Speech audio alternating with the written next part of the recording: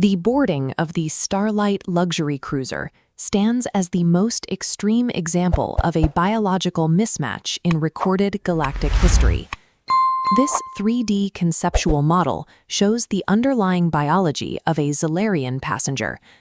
Because their evolution entirely bypassed physical conflict, their silica-based skeletal structure is highly brittle, leaving extreme structural weaknesses in the chest and limbs.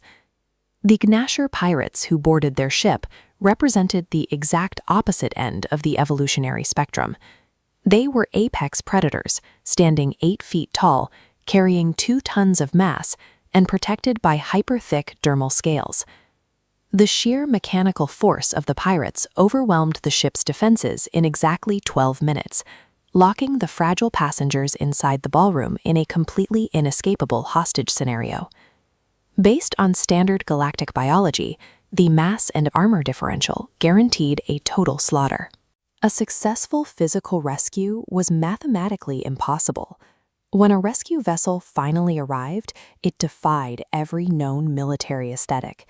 It was tiny, aerodynamic, and painted in sharp lines of neon pink and black, completely lacking the bulk of a standard dreadnought.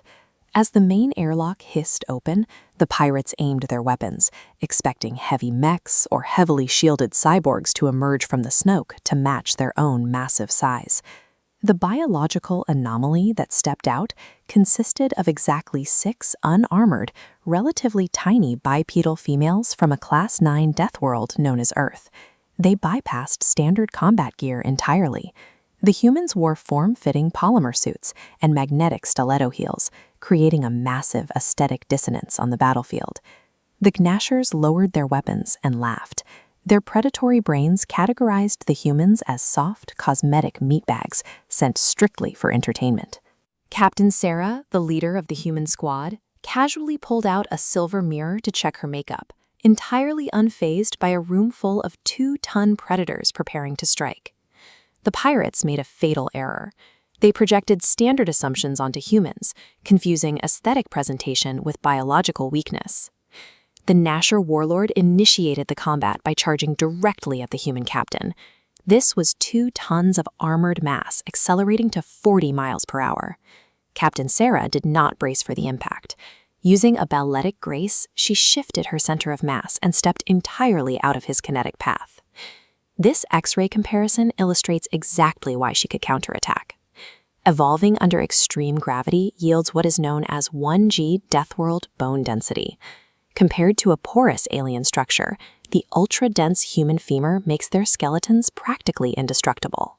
Adding force vectors, Sarah's stiletto heel abruptly meets and shatters the warlord's massive forward momentum with a tiny, highly concentrated point of kinetic force. Using his own collapsing weight against him, she pulled the 2-ton alien down by his horns, smashing his face into the marble floor with enough force to crack the stone. The sight of their leader neutralized in seconds by a creature weighing a fraction of his mass forced a momentary pause. For a species that views size as the only metric of power, the efficiency of the human strike defied their primary tactical logic. Human physical combat relies on extreme structural density and frictionless kinetic redirection. This completely neutralizes the advantage of brute alien size. The wider squad executed the rest of the room using the same frictionless combat methodology. The lack of heavy energy shields on the humans was a calculated choice. Human neural processing and kinesthetic calculation speeds are exceptionally high. Equipping heavy shields would actually slow down their movement. This top-down tactical map visualizes the speed differential. Human biological reaction times render brute force attacks into predictable, slow-motion arcs. Elena maintained this flow, using titanium blades to bypass chest plating. She targeted microscopic weaknesses in the alien's joint armor, the blue dots effortlessly dropping the massive red targets.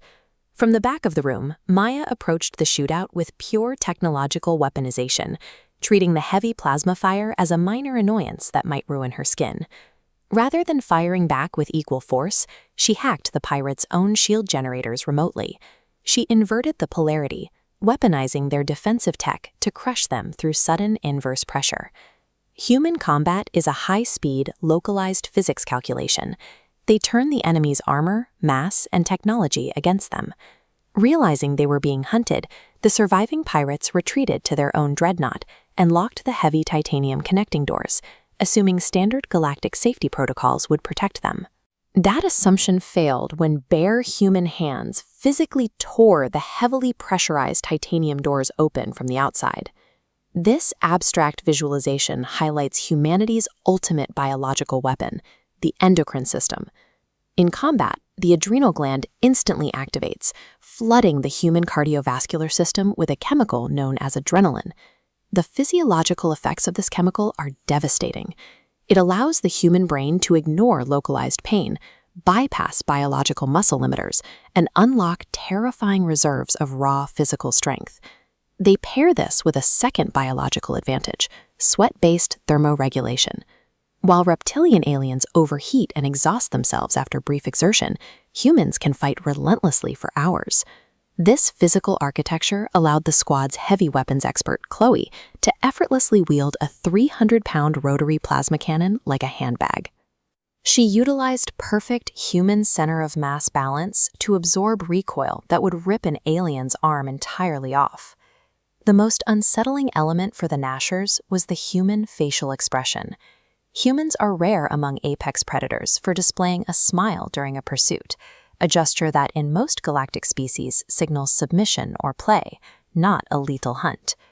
This combination of chemical energy and heat management allows humans to maintain peak physical output long after cold-blooded or thick-scaled species have reached their metabolic limit.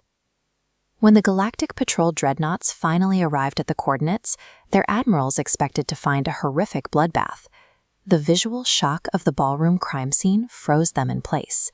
400 brutalized pirates lay moaning on the floor, perfectly contained, while the Zalarian hostages had 0 casualties. The central anomaly was the human strike team. They were sitting at an intact table amidst the wreckage, sipping glowing exotic tea with the hostages. Chloe leaned against her smoking plasma cannon, casually filing her nails with a combat blade. When questioned by the patrol commander, Captain Sarah casually dismissed the entire massacre.